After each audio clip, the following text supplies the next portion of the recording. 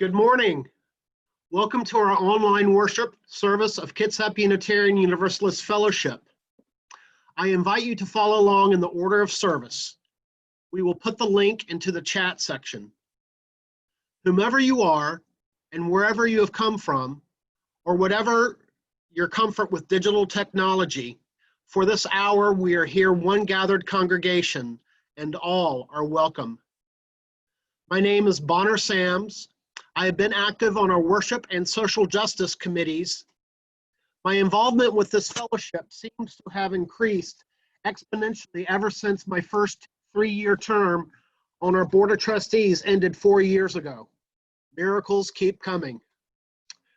Our worship leader this morning is Joseph Bednarik and is one of our cherished regular speakers before our current life of crazy hit in this pandemic. He lives and works in Port Townsend, where he publishes poetry for Copper Canyon Press, which, by the way, this past May was awarded its 3rd Pulitzer Prize since 2005. Wow, that's impressive. I'd like to welcome any visitors. Please introduce yourself in our chat box. We normally welcome more interaction with all during our after-service Zoom coffee hour. Instead, today, however, please stay after the service to Zoom into our separate Zoom meeting for our annual congregational meeting. Normally held in person each April, the Board of Trustees has had to reassess and maneuver as best they could without an in-person congregational meeting this year. We are opting to do one virtually instead. Several things need to be voted on today to give our minister and board direction in the coming year. So a quorum of voting members is imperative. I'm going to repeat that. So a quorum of voting members is imperative. The link to our congregational meeting will go into the chat next, but the meeting ID is 847-9930-9700.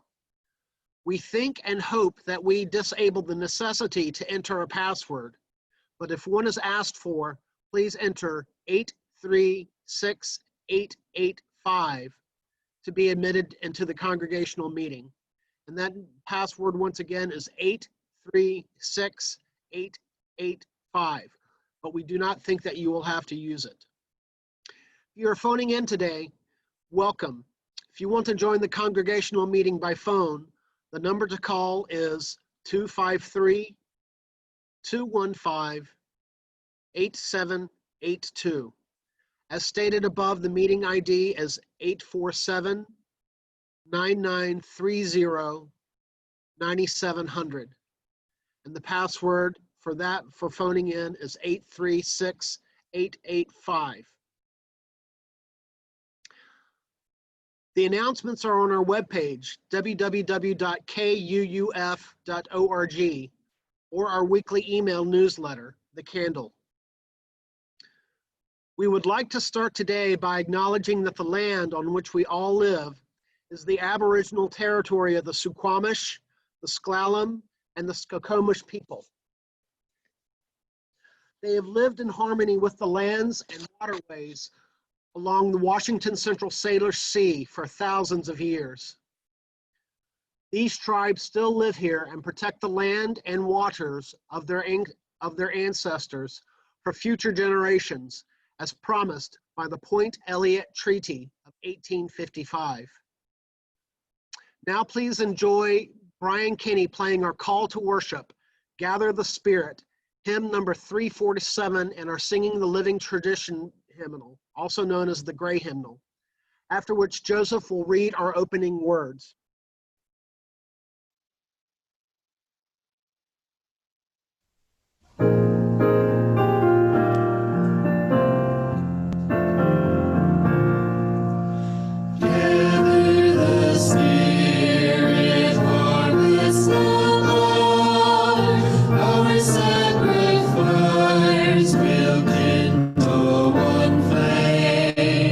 Witness the mystery.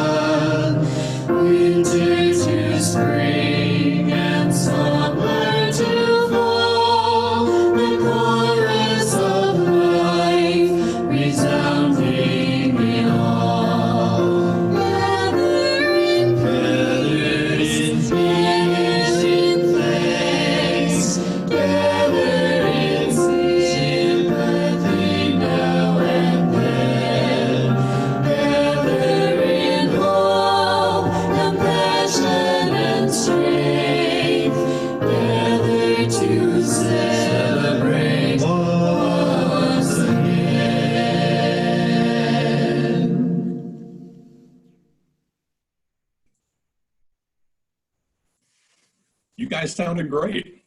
It was a pleasure to listen to you sing, and I love the image of that cat and a spaniel. I would bet on the cat. The opening words this morning are brought forward in these early days of our global pandemic, and it's in the spirit of today's sermon title, which is called "You Are Here, Now What?" So let's bring into our hearts and minds this very short poem by the Persian poet Rumi.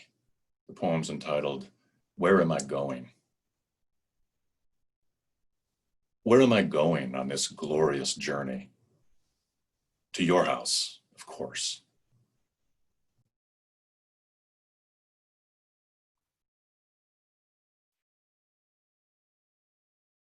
Good morning. I now invite you and welcome all to light a personal chalice. You can light a chalice candle or a personal chalice of your liking. And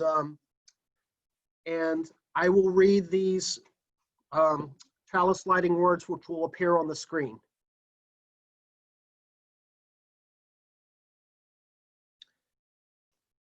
In a time of uncertainty, when everything around us is changing constantly, each day, new developments, rising numbers, changing guidelines. Oops. On these mountains. Back it up, Beth.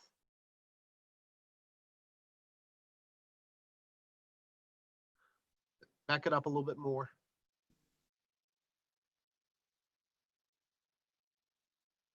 Anyway, I will start over. In a time of uncertainty, when everything around us is changing constantly, each day, new developments, rising numbers, changing guidelines.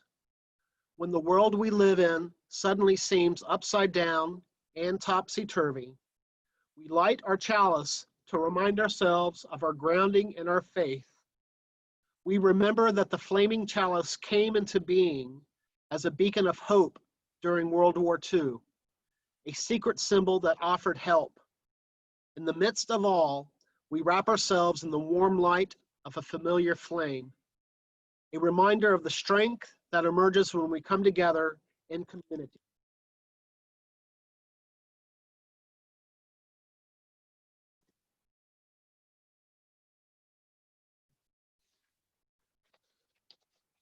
Now please join to sing along to our opening hymn, which is an all-time favorite of Unitarian Universalists, so much so that it was referred to as the Freebird of UUism at the 2015 General Assembly.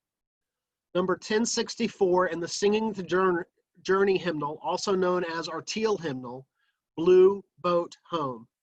The lyrics will appear in the on-screen video.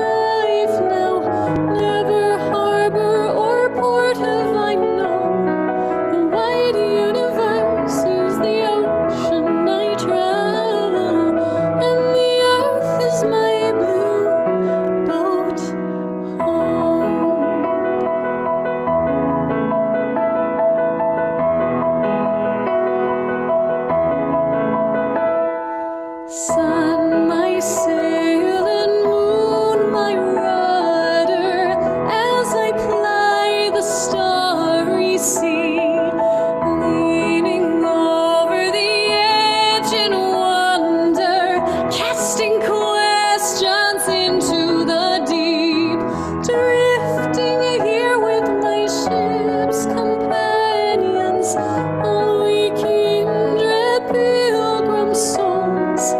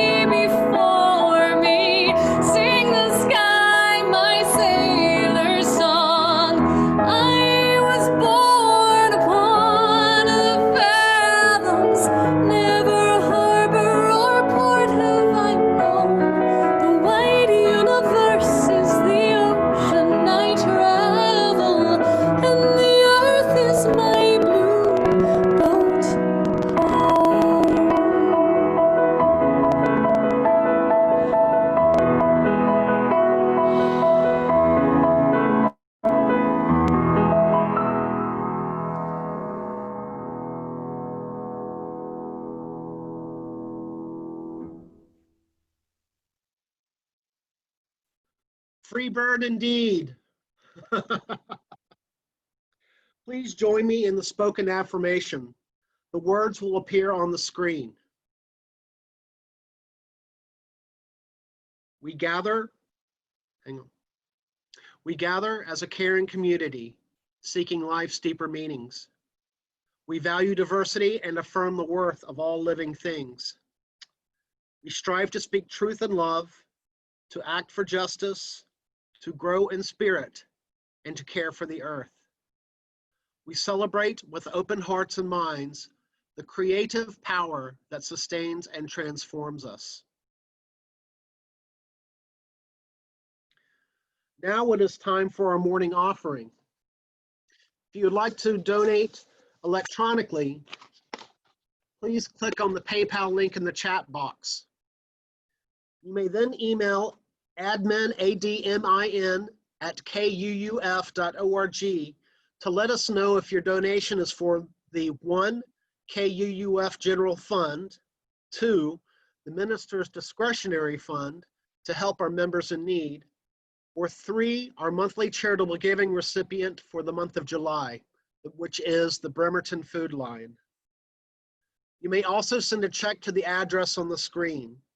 Please write in the memo line to which of the funds your offering should go. If this is your first time at KUF, since you are a guest, there is no need to contribute.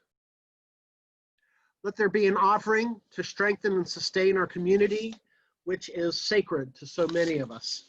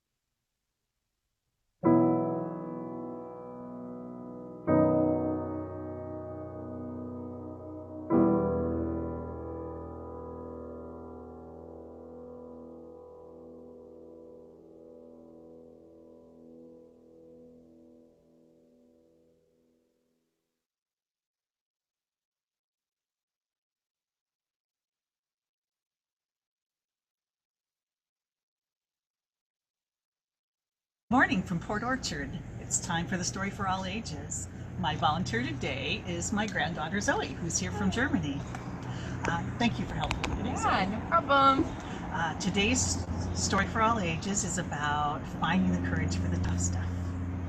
And it's My Super Me. By E.B. Jones and Todd Herman. Sometimes things are hard, sometimes things are tough.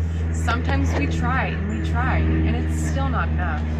Things are heavy, things are scary, they're new, they're old. They're too hard, too loud, too hot, too cold. When things are too something, too this or too that. I might get quite angry, upset, or just sad.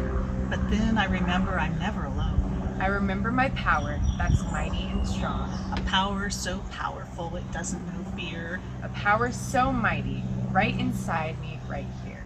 She laughs at the hard, she laughs at the tough. She laughs at the challenge that's thorny and rough.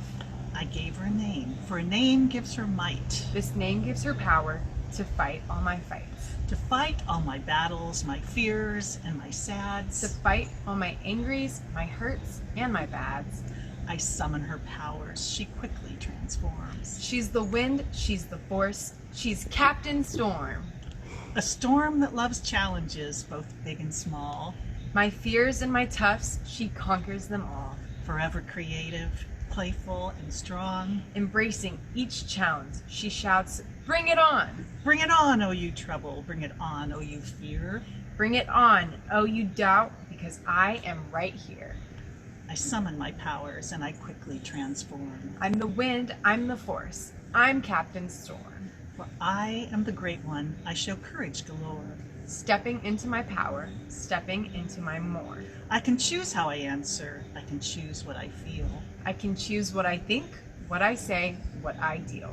For it's up to me what I choose to believe. And how my heroic self is a part of me. With my cape and my courage, I outconquer my fear. For Captain Storm was me all along, me right here. Thank you, Zoe. That was really great. No problem. Might even say it was epic. Epic. Bye-bye. See you soon. This little light of mine, I'm gonna let it shine. This little light of mine, I'm gonna let it shine. This little light of mine, I'm gonna let it shine. Let it shine, let it shine, let it shine. Even when I'm home, even when I'm home, I'm gonna let it shine. Even when I'm home, I can dream on it. I'm gonna let it shine. Even when I'm home, I'm gonna let it shine. Let it shine, let it shine, let it shine. When I think of you, when I think of you, I'm gonna let it shine. When I think of you, I'm gonna let it shine. When I think of you, I'm gonna let it shine, let it shine, let it shine, let it shine. This little light of mine, this little light of mine, I'm gonna let it shine. This little light of mine, I'm gonna let it shine. This little light of mine, I'm gonna let it shine. Let it shine, let it shine, let it shine. Let it shine, let it shine, let it shine.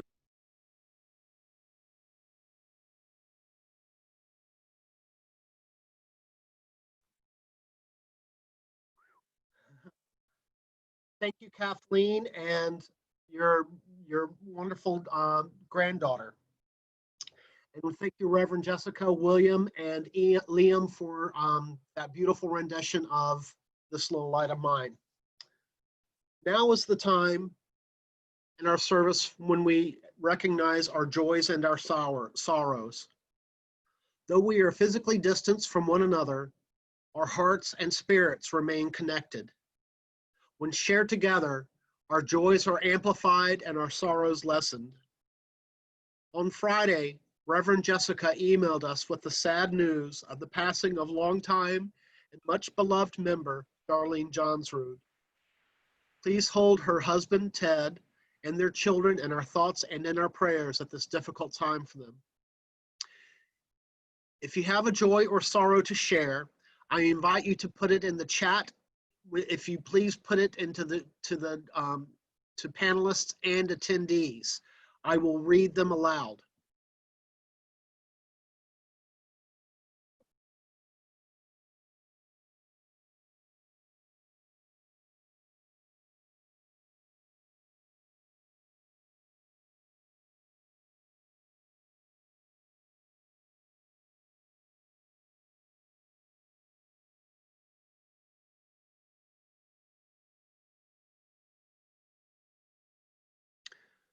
Joey Witherspoon has a joy. He says, my joy is that I now have an emotional support animal, a senior beagle named Beast. Jessica Demick and Maya has a joy for making up a backyard carnival today. Way to go, you guys. Beth Wilson, missing Darlene's presence in our world. Amelia, sorrow that my favorite toy broke. From Marsha Christian, big celebration that Emma and I went to a specialist doctor at Stanford that gave us some hope. Congratulations, Marsha and Emma.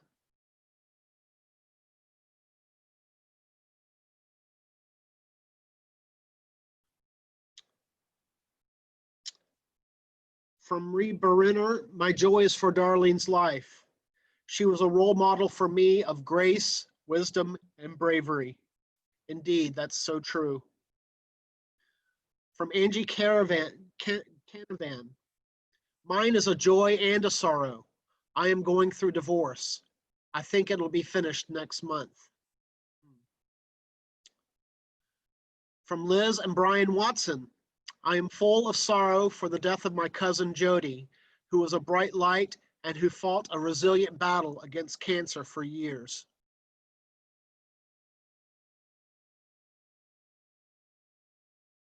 Joy at getting this, Guy Frendell wrote, he has a joy at getting to see my grandkids for the first time in months.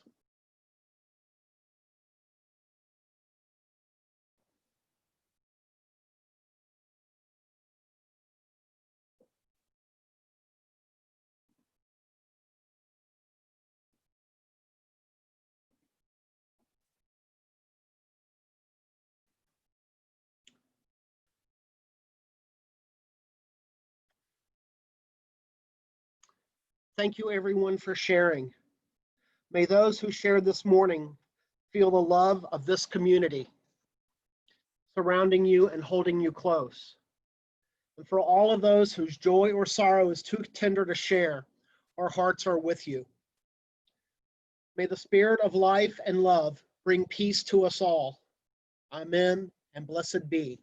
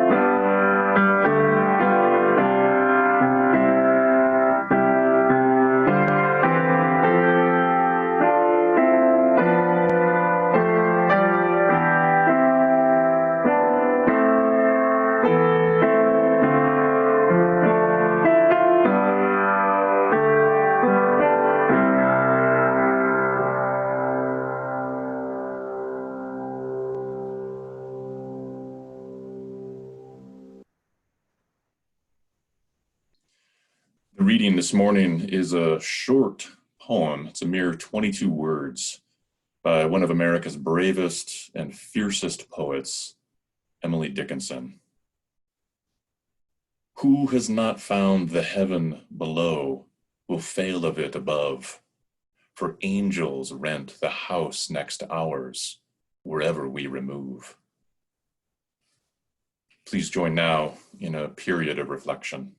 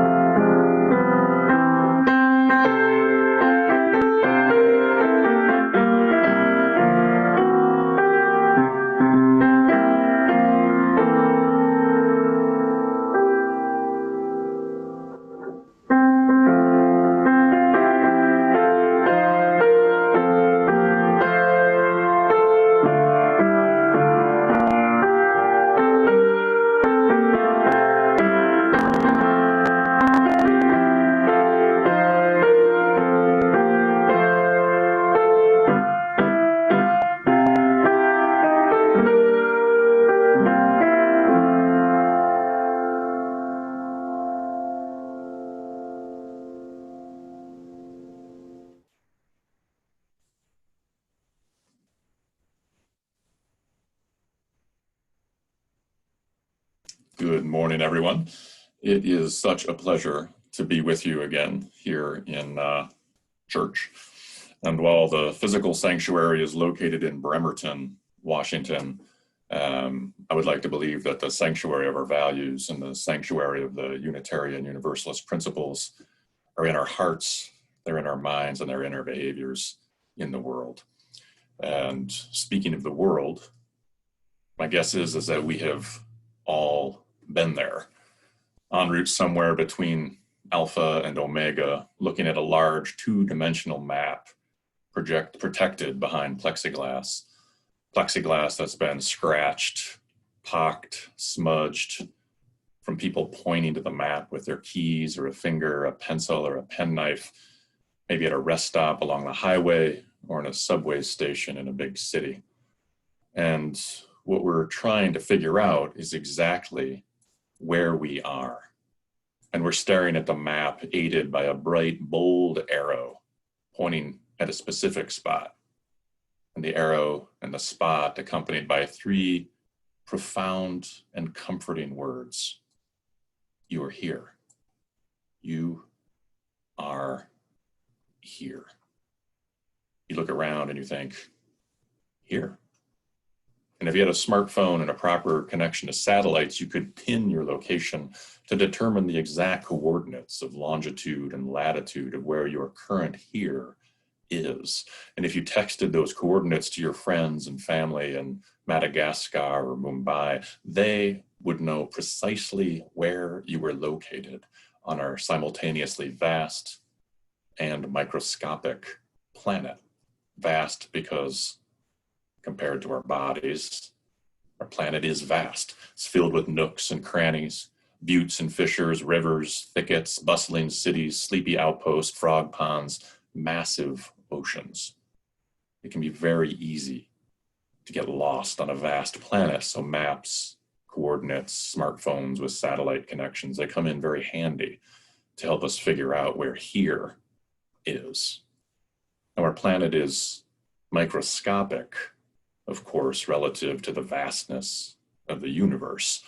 Our tiny planet with its hospitable atmosphere tucked into that narrow astronomical Goldilocks zone, that sweet spot that's just close enough and just far enough away from the sun that makes our planet not too hot, not too cold, rotating and revolving in our solar system that itself is tucked into the Milky Way Galaxy, and the Milky Way itself tucked into a universe made up of at least 100 capital B billion galaxies. Now, I know that was a lot. Here's a little bit more. Think of the enormity of that number for just a moment. 100 billion galaxies. It's so many galaxies that if you tried to count them all and you invested 1 second in counting each galaxy, it would take you roughly 3,100 years to count every galaxy. And while I double checked the math on that problem, you are absolutely welcome to calculate that number for yourself, which of course makes the sight gag even funnier, which is a picture of our beloved Milky Way Galaxy, that flossy spiral of stars and that big bold arrow pointing to a specific spot somewhere in the star fog. And the arrow and the spot accompanied by 3 profound and comforting words. You are here. You are here. You are here in both places at once. Here at this crossroads, at this longitude and latitude crossroads between Alpha and Omega on our vast planet.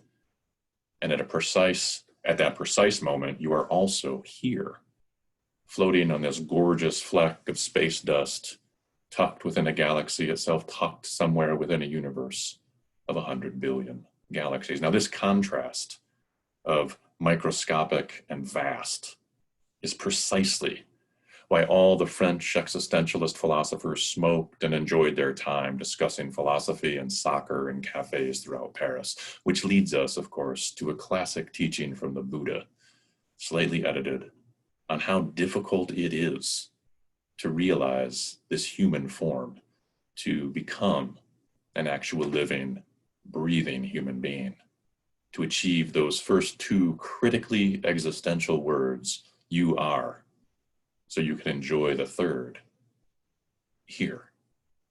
In this reading, the word bhikkhu roughly translates as monk, and while not appearing in this particular reading, there is also a feminine form called a bhikkhuni, meaning nun. Now, it's interesting to note that the term bhikkhu comes from the verbal root meaning to beg. As monks and nuns, they had few worldly possessions, and they relied upon gifts from the community to keep enough food in their bellies to maintain their mindful Buddhist practice. And so here is the reading, and the Buddha speaks first. Suppose a person threw into the sea a yoke with 1 hole in it, and the east wind carried it to the west, and the west wind carried it to the east, and the north wind carried it to the south, and the south wind carried it to the north. Suppose there were a blind turtle that came up from the bottom of the sea once at the end of each century. What do you think, bhikkhus? Would that blind turtle put his neck into that yoke with 1 hole in it? He might, venerable sir, sometime or other at the end of a long period. Bhikkhus. The blind turtle would sooner put his neck into that yoke with a single hole in it than a fool, once gone to perdition, would take to regain the human form. In other words, this human existence, your human existence, is less likely than a blind turtle surfacing from the bottom of the sea once a century and putting their neck through a hole in a floating yoke. Now, that fool who was a human being, who squandered their consciousness and cycled back to a lower state, has a very long time to wait before realizing human form once again. Meaning, of course, gaze at your beautiful body. Feel the warm beating of your heart. Realize that the precious existential reality of you are here. It's an absolute miracle. So let's create and cultivate a worldview and a daily practice that treats your existence as such, as miraculous. Which means, of course, the person next to you at the map, squinting, trying to figure out where they are, is also a certifiable miracle. Can you sense the hint of universalism here? Your existence and their existence are all but impossible, and yet you are here. Here you are. Now, I think that we easily lose sight of the miraculous nature of our human existence. Put another way, your life began when a single sperm won a race against 100 million other sperm, give or take, won a race to touch and ignite a single egg, which presented itself from tight clusters containing anywhere between 1 and 2 million eggs. These are impossible odds. One single sperm out of 100 million, one single egg popping out from 1 or 2 million eggs, timing just right. And what happens? In a vast sea, that blind turtle puts their head through a hole in a floating yolk, and here you are. It turns out that the Buddha's story aligns pretty well with biology. And when I think about the miracle of your very existence, of my very existence, I think about the first principle of Unitarian Universalism, the inherent worth and dignity of every person. And I'll make again the point that I've made in previous homilies. This first principle, it is very careful to say specifically every person, not the more general all people. Every person, helping make up the vastness of the word humanity. Every person is seen and cherished. Every star in the galaxy is named and seen and cherished. And when I consider that principle, I sometimes translate the words inherent worth and dignity as miraculous existence. So the rewrite is the miraculous existence of every person. And I know that I shouldn't fiddle with the wording of our principles, but imagine the powerful transformation of perception when centering your existence in the actual miraculous, and then seeing and experiencing every person, every worthy and dignified person, as the actual miracle that they are. And let us also include the hummingbird and the marlin, the grasshopper and the fruit bat, sunflower, mushroom, oyster, and octopus, miracles all. And yet, if we are not careful, our miracle becomes mundane. Like the fool who squandered their human consciousness, we drift off toward becoming unconscious or non-conscious. Can you imagine a more woeful state of affairs when the miracle becomes mundane? And I use that word intentionally, woeful, full of woe. And worse yet, our miraculous existence simply becomes routine unless we're conscious and we actively cultivate attention. Certainly, one of the reasons why many people attend services on a Sunday morning, to help cultivate their attention. We can coarsen and dull our perceptions. We can wither our wonderment. We can squander our blessed existence, and we become dead before we die. Now, in 8th grade, my English teacher proclaimed to a classroom of 13-year-olds that she was never bored. Of course, we were incredulous. The world, she said, was too interesting. And if we ever complained about being bored, then that was a call to fire up our imaginations, sharpen our powers of observation, deepen our ability to wonder, and improve our planning by carrying a good book with us wherever we went at all times. And that was some tough love from Miss Dorman, but it was a life lesson that stuck to me like a burr, and happily so. Whenever I feel boredom creeping into my miraculous existence, Miss Dorman appears on my shoulder to say, in no uncertain terms, find your book and open it. And so I bow to the fundamental and inspirational lessons of all great English teachers, all fearless prophets, all X-ray vision poets, all Buddhas under Bodhi trees, every nun sitting in meditation, every Jesus washing every foot of every disciple, each whirling dervish, martial artists and their apprentices, billions of nursing mothers and grieving spouses with warm lips pressed to the cooling forehead of a loved one who just died. Pay attention to the miracle. Pay attention within the miracle. And so let's take as a miraculous fact the reality of these simple words. You are here. Okay, now what? Now, when confronted with this question, the final two lines of Mary Oliver's poem comes to mind. Tell me, what is it that you plan to do with your one wild and precious life?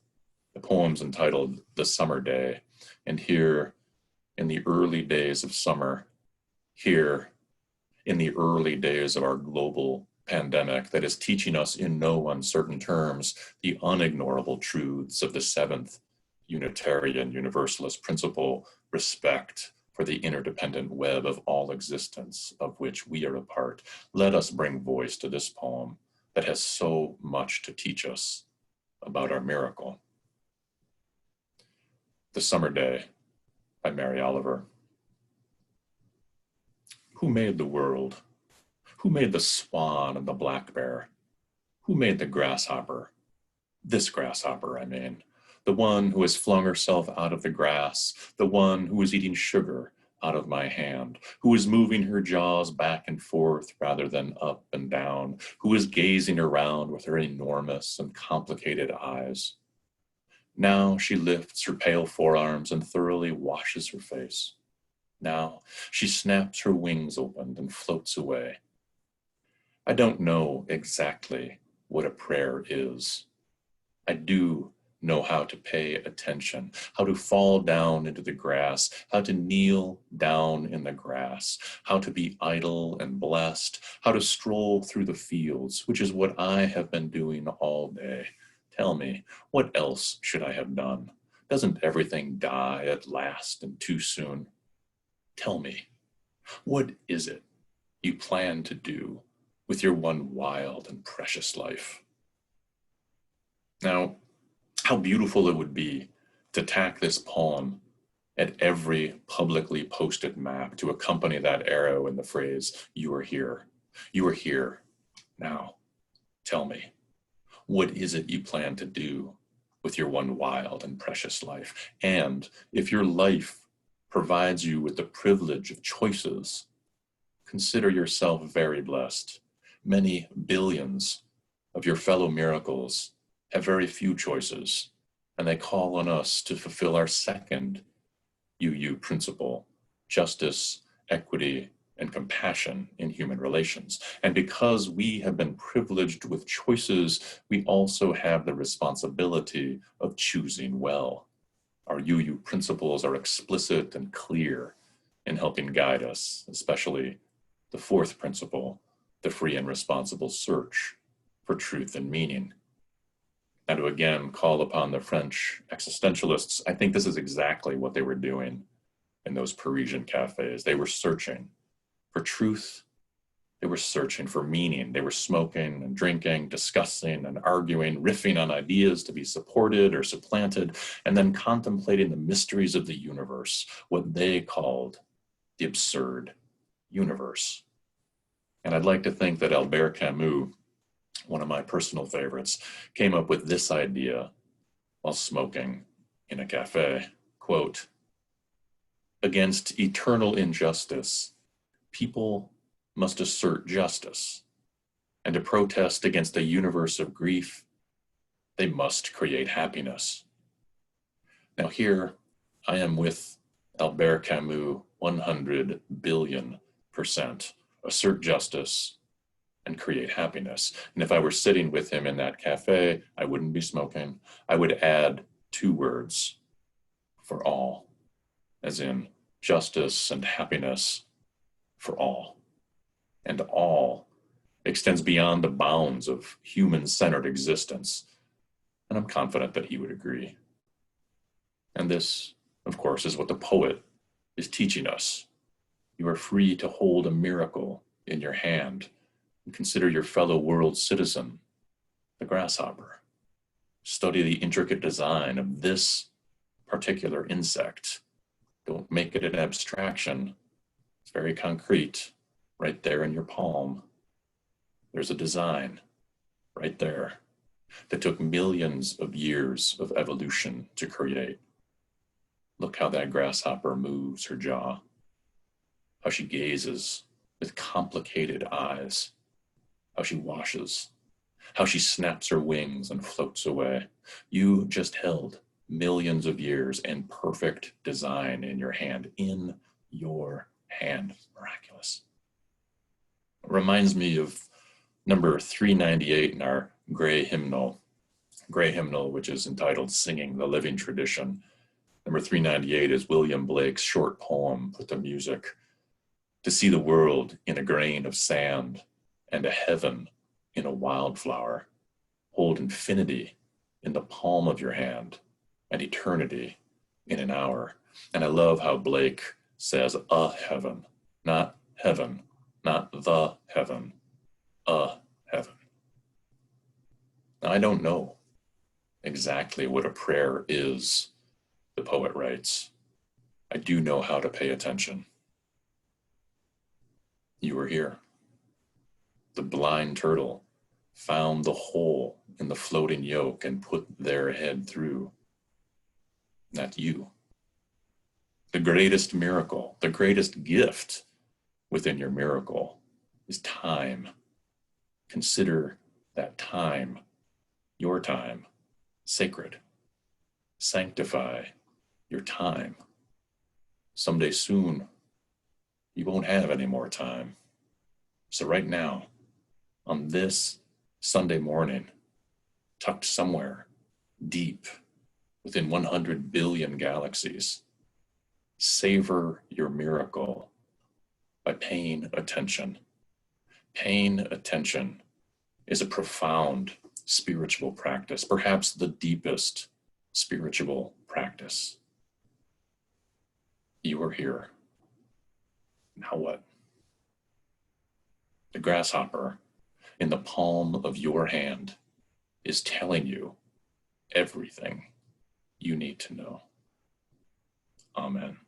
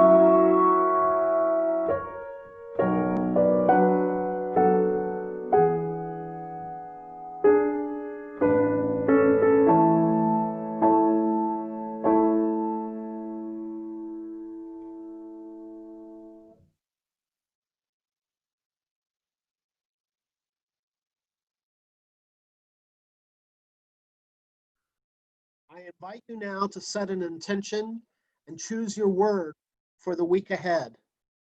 You can choose 1 word, 2 words, or even 3 words. And if you feel so called, Please put them in the chat to panelists and attendees.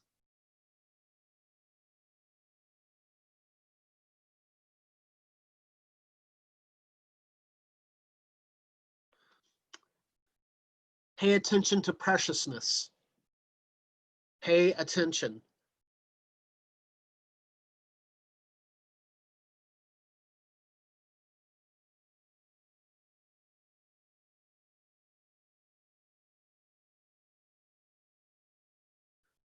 Be here. Making peace. Balance. Love.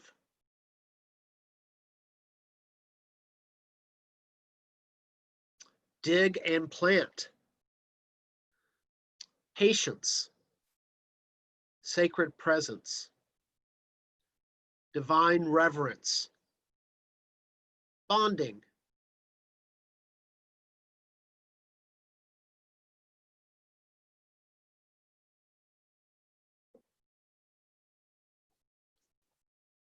Noticing. Awe. Persevere.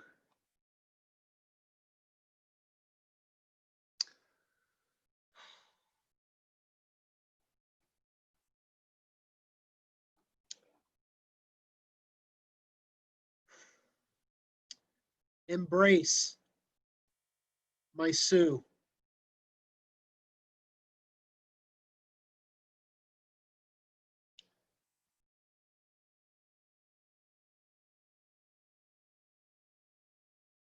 Thank you, everyone, for sharing your intentions. Our closing hymn, Come Sing a Song With Me, is performed by the KUUF Choir and Brian Kinney and our music coordinator and accompanist. I hope you will sing along.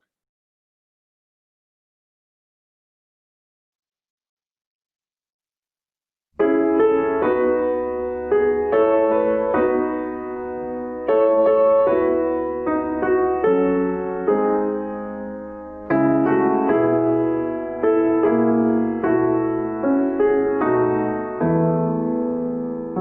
To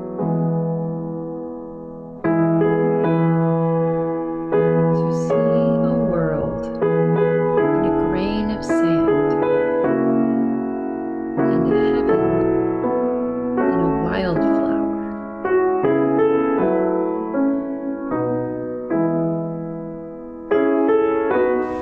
hold infinity in the palm of your hand, and eternity in an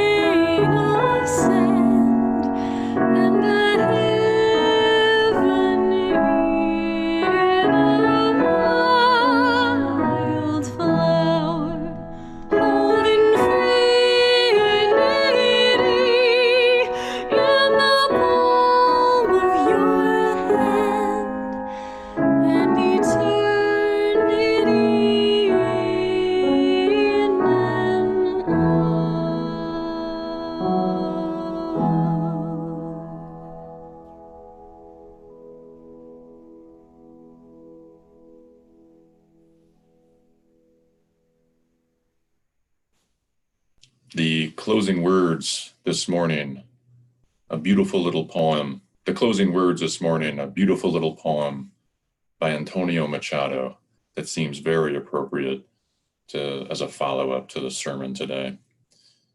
And I'm sure that he would get along very well with William Blake. Beyond living and dreaming, what matters most is waking up. And we extinguish this flame, but not the light of truth, the warmth of community, or the fire of commitment. These let us carry in our hearts until we're together again.